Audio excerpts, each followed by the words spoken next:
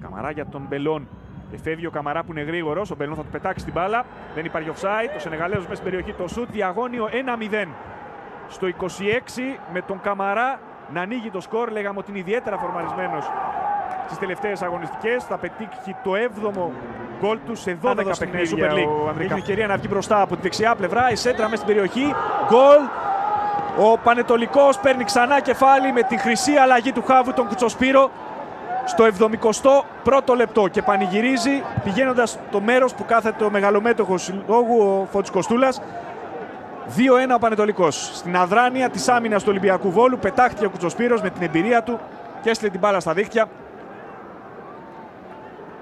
Νέα δεδομένα στο παιχνίδι με τον Κουτσοσπύρο να βάζει ξανά την ομάδα του μπροστά στο σκορ. Δείτε εδώ πώς θα αποφύγει το μαρκάρισμα μέσα στην περιοχή και θα στείλει την μπάλα στα δίχτυα. Πάρα πολύ δύσκολο γκολ από τη σέντρα του Αραμπατζή. Ο Γόγολος προσπαθούσε με τα χέρια να αντιμετωπίσει τον Κουτσοσπύρο, δεν τα κατάφερε. Πολύ δυνατό παιδί ο Κουτσοσπύρος, έβαλε το σώμα.